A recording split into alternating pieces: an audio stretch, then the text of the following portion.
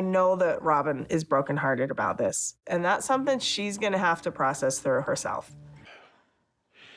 He has made it clear that he did not want me in his life. So why this emotion? If you look up attention-seeking behavior, you'll find Robin's face next to it. Because I don't get why she felt the need to come to Meri's house and make Meri's moving about herself. And the little present that she brought, she could have bought it from some charity shop down the street. The audacity to bring it and say, oh, I want you to create, to sort of write, your goals and whatever you plan for your next chapter. And it's like, after she gave you her husband, she gave you her money, she gave you everything, her family, you have decided to buy her a little book. The audacity. If I were Meri, I'll chuck it in the bin. I don't think we ever saw it. I think Meri's friends are going to have a bonfire and they're going to burn it and I'll be there.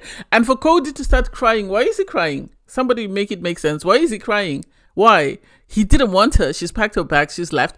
Allow her to be at peace. Anyway, hey there. Thanks for stopping by. It's your girl Valerie. Welcome to my channel. If you're new here, don't forget to click the like button, turn on the notification bell for when I upload new videos, share and subscribe, and definitely leave a comment. In this episode, I'll be reviewing Sister Wives, Season 19, Episode 11. Anyway, another episode, here we go.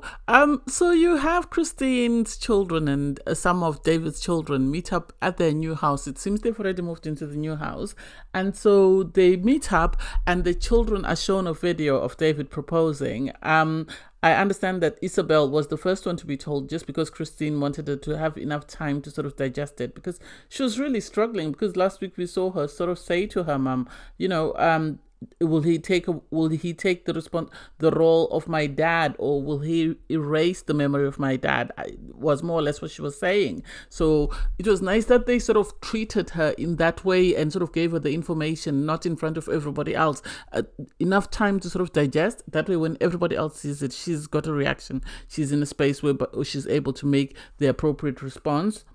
So you had people like Peyton saying he's nervous because his mom and David have recently just started dating. But also you have Aspen, who's excited because this is the happiest she's seen her mother be in a relationship or in a marriage with someone. So that was good. And so all the children seem excited. We don't get to see any negative reactions. I know that some of David's children obviously didn't want to be on camera, so they were not being shown, but there was no sort of comments or conversations about people not being on board. You have Meri moving out. Apparently it's the day she got married to Kody, so it would have been their anniversary. And there's this sort of awkward little incident with Meri's brother sort of teasing them with this, where Meri backs into Kody and Kody is sort of laughing about it.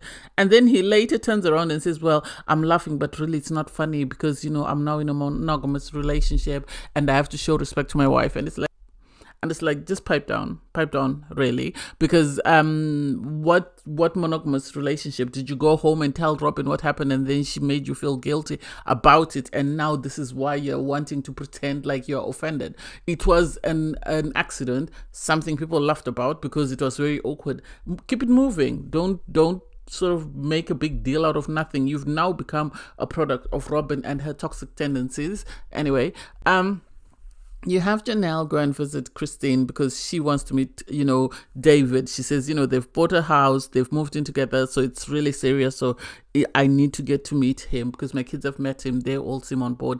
And so it would be awkward if I didn't like him.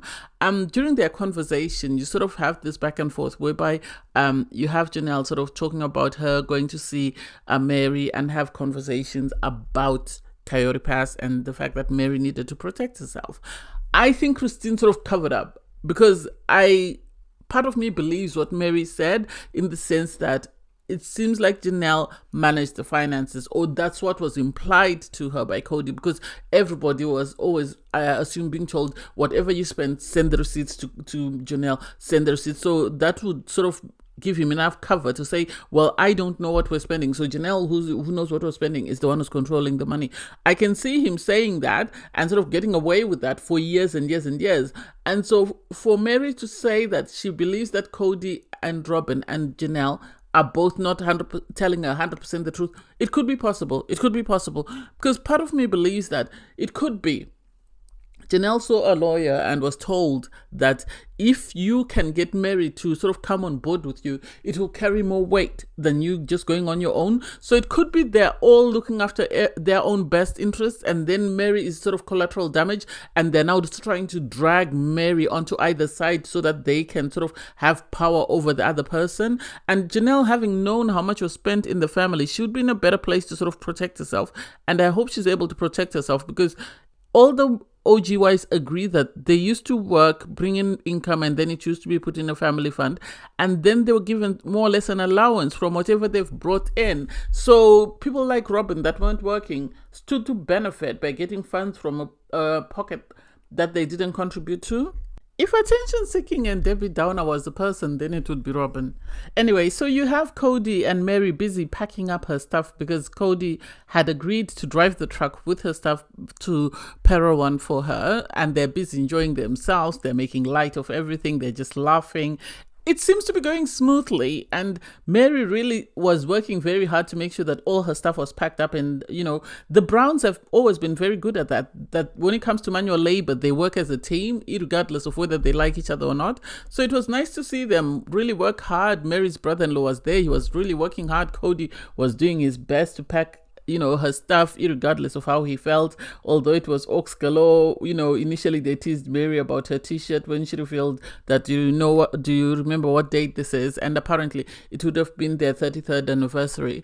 So while they're in the process of packing up, you have Robin turn up with a bag, a small little bag that she needed to do on camera for the cameras to see. You can see it's all for attention. So she comes with a little gift, and then she sort of pulls Meri out of the truck, because everybody just stands there, and Meri is sort of like, okay, what are you here for? Because if tables were turned, if that were Christine and Janelle, if one of them was moving, the other one would be there to help. Whereas Robin didn't come and help. She said, oh, every bone in me or every fiber of my being is telling me not to help her. So you don't want to help her, but you say she's your friend and you're going to miss her. She pulls her out of the van to give her this little diary. And it's like, Robin, don't be a jackass. She gave her this small little diary that she said, you know, it's for you. You know, this is an end of a chapter. And Meri said, yeah, and the new chapter is about to begin. Because Meri has moved on and is at peace. She has gone through the grief process. She has grieved the end of her marriage. Oh, this is not what we planned. Yes, this wasn't what she planned for her life. She didn't plan to spend 33 years with someone only for him to wake up one morning and tell her that it's time for you to leave because you found me my soulmate.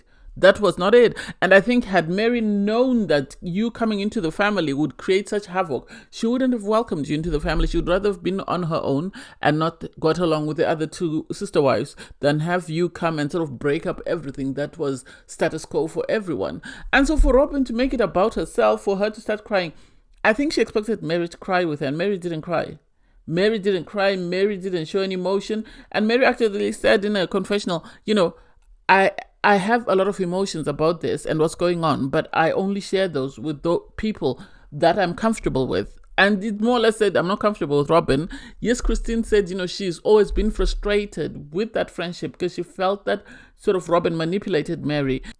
For Robin to turn around and say, oh, Christine doesn't know anything about our friendship, so she has no right to judge. It's like, you have manipulated Meri. You manipulated Meri out of her legal marriage. You manipulated Meri out of a relationship with her husband. So please sit down. Please don't pretend as though you don't know what you did. You know exactly what you did. You know why this family is broken up. And for you to play victim doesn't make sense. So she didn't have any tears in the car. Well, she didn't have any tears when saying goodbye to Meri, even though she was trying to cry. So she went in her car and did a little confessional where she had tears suddenly. And it's like, what happened? Did somebody punch you? Did you put something in your eyes? Did you buy artificial tears? And you only had like 2 or 3 tears coming down, and she had to squeeze them out. And it's like, oh my God, this woman really wants to be the victim. She really wants to be pampered. She thinks everybody's got time for her. I have never been one to criticize her, but this is way too much attention-seeking behavior. So you have David come home and he gets to meet Janelle. Janelle is very easygoing. I think David has always been very nervous about how or what reaction he's going to get from the sister wives, because when he met Meri, he was very nervous as well, and so meeting Janelle, he's just as nervous. I think because he doesn't quite understand them. He might have seen them on TV, but he doesn't know how they will react or respond to him being a part of Christine's life. So Janelle is very easygoing, Meri is very easygoing and accommodating.